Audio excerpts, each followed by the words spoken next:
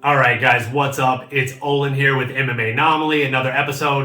This one's actually kind of a special episode because I've got my boy here, one of my best friends, Mystic Drew. What's up, guys? This is Drew, here for my picks for UFC 273, so can't wait. All right, guys, so we're going to jump right into the card. We're going to go ahead and we'll actually just start from the top and work our way down to the bottom. So, first things first, for me, I'm going to go ahead and say Alexander Volkanovski is probably going to win the main event here. What do you think, Drew? I agree, but I think it's going to be a closer fight than a lot of people think. Korean Zombie has one-punch power, and that can be a problem because we've seen Volkanovski get hit before. He's been wobbled, and Korean Zombie is just going to keep moving forward. So I like Korean Zombie's chances, but I do agree Volkanovski will be and still. I 100% agree. I think Volkanovski is going to go out there. I do think it's going to be a very close fight. I don't think it's going to be as one-sided as some people are thinking right now. I think the Korean Zombie is very, very tough. He's very resilient, and I think he does have one-shot knockout power. So if we do see it go his way, I think it's going to end up being just kind of a random one-shot knockout, or who knows, maybe he pulls off, his third twister? That would be crazy. That'd be awesome, right? That would be So moving into the co-main event, we have Aljamain Sterling versus Petr Yan. We'll go ahead and start with you again. Who do you think pulls this one off? I'm going with Petr Yan. He is the true champion in my opinion. He never lost his belt, and in that first fight, I felt like he was ragdolling Aljo the whole fight. I don't see anything changing, and I see Petr Yan taking the belt then. All right. I mean, watching the first fight, I agree with you like 80%. I would say he did ragdoll him a little bit, more towards the end of the fight, like in the third and fourth rounds. In the first and second rounds, I feel like Aljamain was actually pouring on the pressure. He was landing the higher volume of strikes and honestly landing more significant strikes. I believe he dropped him either in the first or second round. And I don't think this fight, again, is going to be as one-sided as people think. I think Aljamain has more tools in the bag. And I think it's a case of, Batman versus Superman here, where Petr Yan might be Superman. He seems like the Kryptonian, right? He's impenetrable. People have hit him and he doesn't really go down. He seems to completely just keep moving forward with this unstoppable momentum, right? Agreed. This Muay Thai pressure. But Aljamain Sterling he brings the Batman to the table where he has a utility belt full of different options. He can submit him. He can wrestle him. He can land the sneaky knee coming up. There's just a number of different things that I think he can do, and I think that really does present a problem for Petr Yan. And with that being said, I think it's Modelo time. Tink.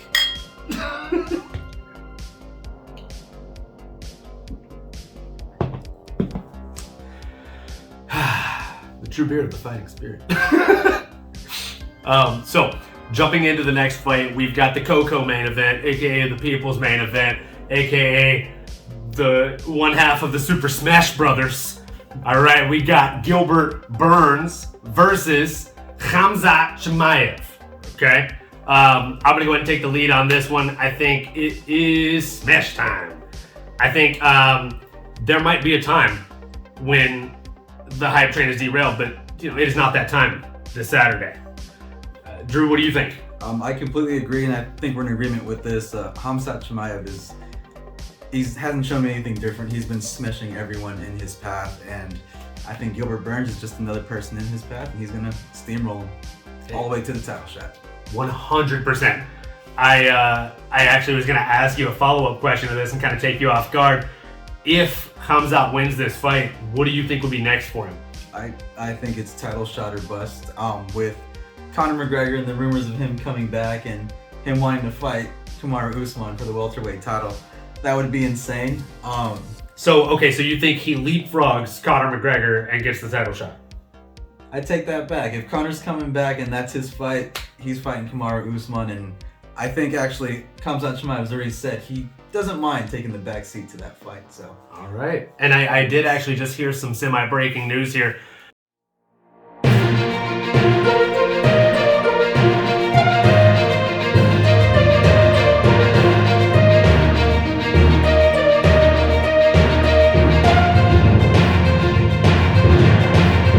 Dana White just said in an interview right before we started recording this.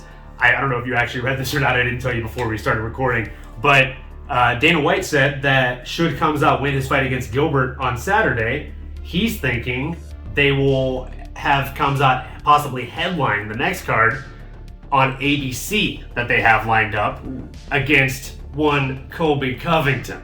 Ooh. So, just wanted to, again, kind of catch you off guard, get your reaction and get your thoughts on that fight. What do you think of Khamzat versus Chaos? That is surprising. I love Colby Covington. Sure. As much as people don't like his persona, the fighter, Colby Covington, the fighter, he's beat every single person in his path except for Kamaru Usman. So, man, that's a tough fight. I don't know if I can pick a winner. Same. I just want to watch that one as a fan. But yes, as a fan, I would love to see that 5 rounds for sure. No betting on that one, guys. Just enjoy it as a fan. I think the some people talk a lot of crap about Colby Chaos Covington and his whole persona, the heel that he's created. I honestly don't think that's the worst thing about him. I think the worst thing about him is how freaking good he is. He's so damn good when it comes to striking, wrestling, chaos. He has so much conditioning and durability. It's really hard to compete with him. So I really hope Khamzat wins, just so that we get to see that fight. I think that would be a really fun fight for the fans. That's exciting. The fact that Dana even kind of teased that might headline a card, that makes 25 minutes of that. That's just fun. Sign me up. Sign me up. Sign me up. Sign me up. Yeah, that being said, I think it's another time for Modelo time. Here we go. Tink. Tink.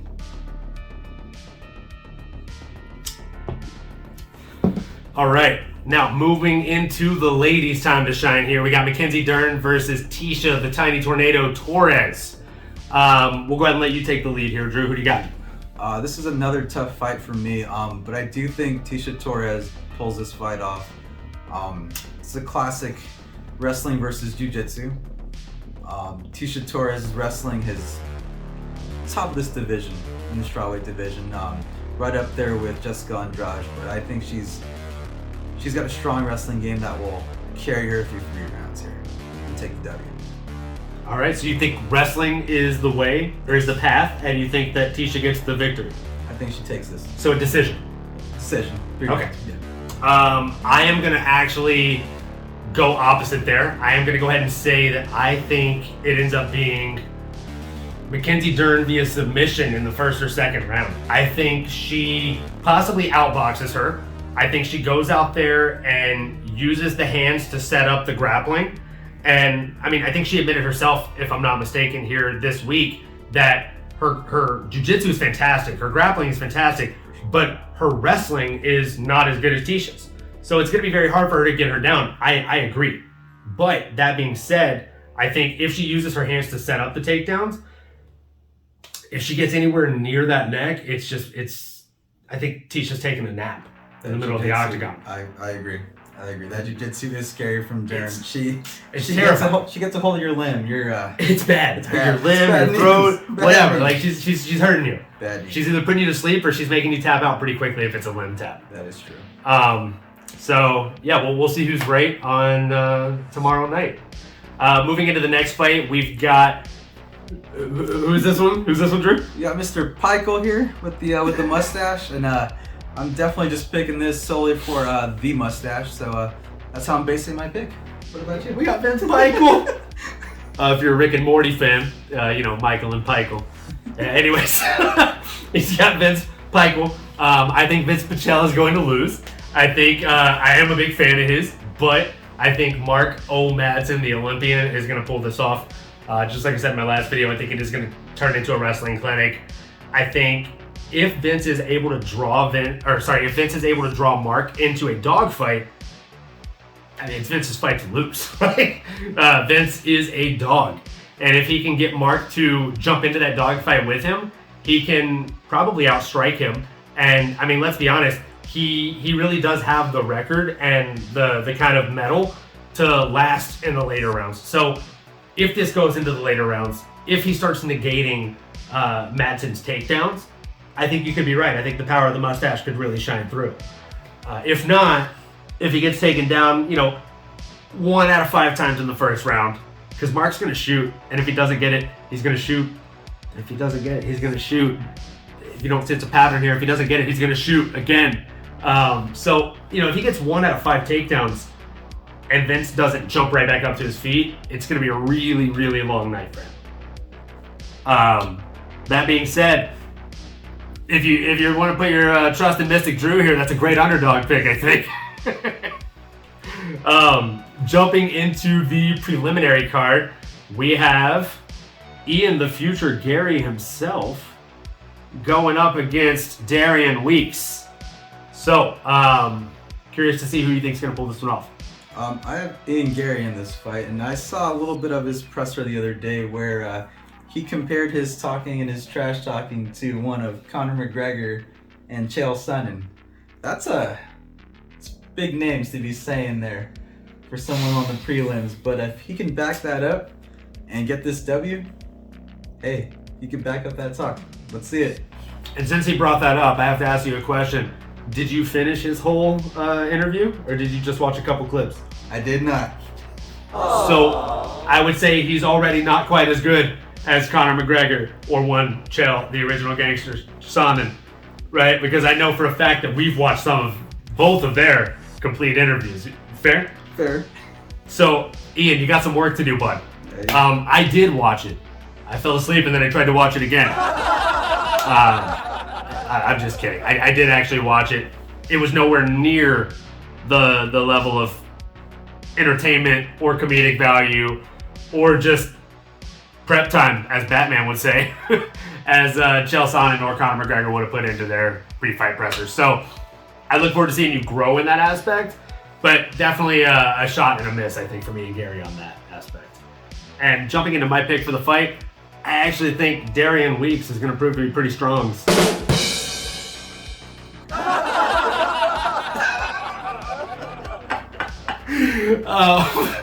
I think Darian Weeks is going to end up beating him.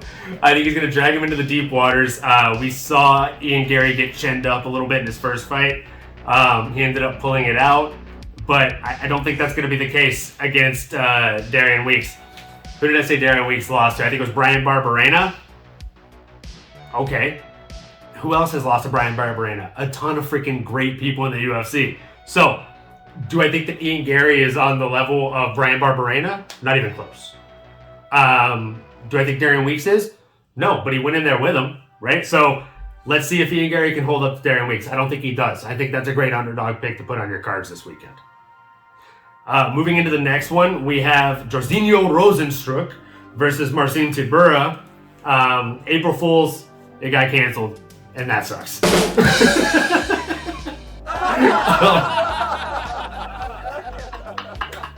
One eternity later. April Fool's Day. After that moment, I think it's Modelo time. April 8th. I know it's a little bit late, but I thought that was a good moment for a late April Fool's. It's late April Fool's. You know what I mean? Bad jokes all day. Subscribe, like, comment, hit the bell. All of that. Modelo Time. Sponsor me, please. Make it free.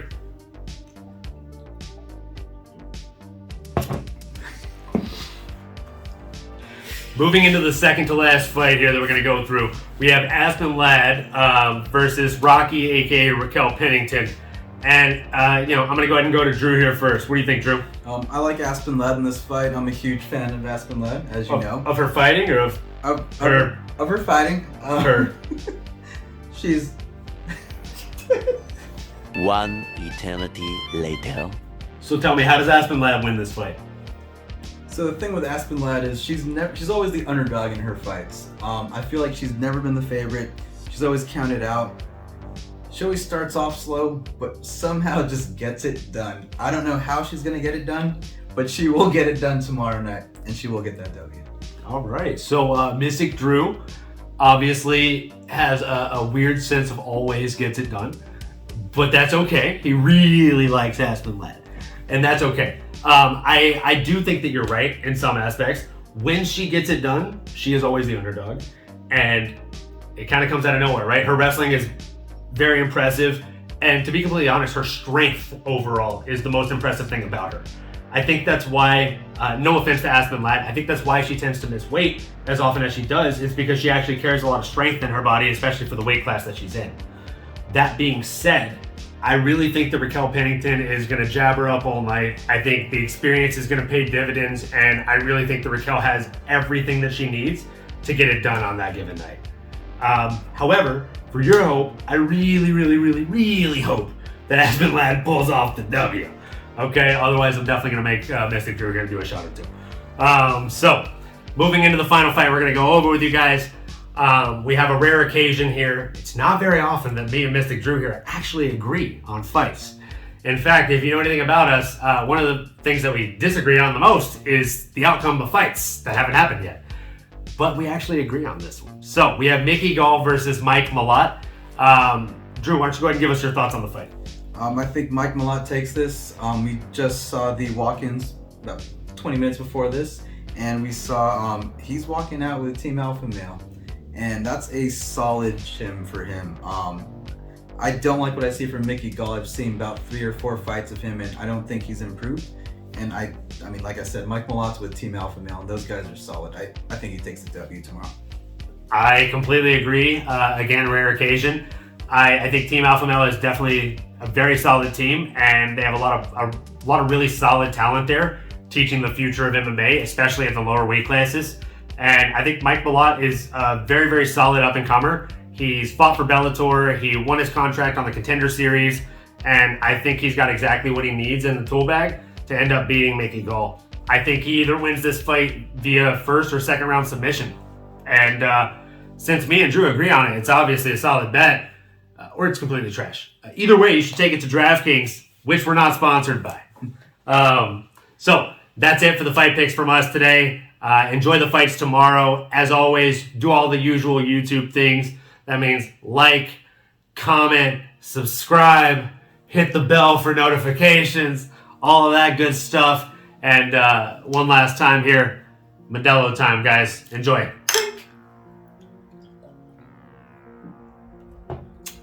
Enjoy the fights, guys.